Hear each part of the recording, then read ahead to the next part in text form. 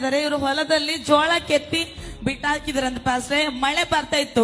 ಮಳೆ ಬರುವಾಗ ನಮ್ಮ ಜೋಳ ಎಲ್ಲ ಕೆತ್ತಿದ್ದು ಇನ್ನು ರಾಶಿ ಮಾಡೋಕ್ಕಿಂತ ಮುಂಚಿತನೇ ಹಾಳಾಗ್ತದಲ್ಲ ಅಂತ ಅನ್ಕೊಂಡು ಅವ್ರು ಮೊಳಕಲ್ ಹಾಕಿ ಪ್ರಾರ್ಥನೆ ಮಾಡಿದರೆ, ದೇವರೇ ನಾನು ಸಭೆಯಲ್ಲಿ ಹೋಗಿ ಸಾಕ್ಷಿ ಕೊಡ್ತೀನಿ, ಮತ್ತೆ ನನಗೆ ಮಳೆ ಬರಬಾರ್ದು, ನನ್ನ ಹೊಲದಲ್ಲಿ ಯಾವುದು ಬೆಳೆ ಹಾಳಾಗಬಾರ್ದು ಅಂತ ಅವ್ರು ಪ್ರಾರ್ಥನೆ ಮಾಡ್ಕೊಂಡಿದ್ದಾರೆ.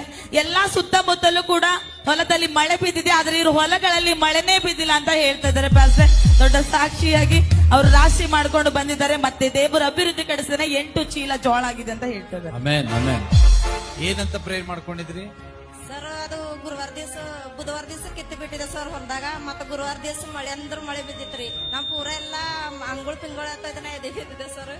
ನನ್ನ ಆತ್ಮದಾಗ ಒಂದೇ ಬಂತ್ರಿ ಸರ್. ನಾ ಪ್ರೇಯರ್ ಮಾಡಿದೆ, ದೇವ್ರೇ ನನ್ ಪೂರ ಮನಿಗ್ ರಾಶಿ ಬರಸ್ತಾಕ ಒಂದ್ ಹನಿ ನಾನು ಹೊಲದ ಮೇಲೆ ಬಿಡ್ಬೇಡ್ದಂತ ಪ್ರೇಯರ್ ಮಾಡಿದೆ ಸರ್.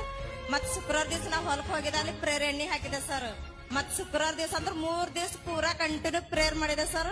ಮತ್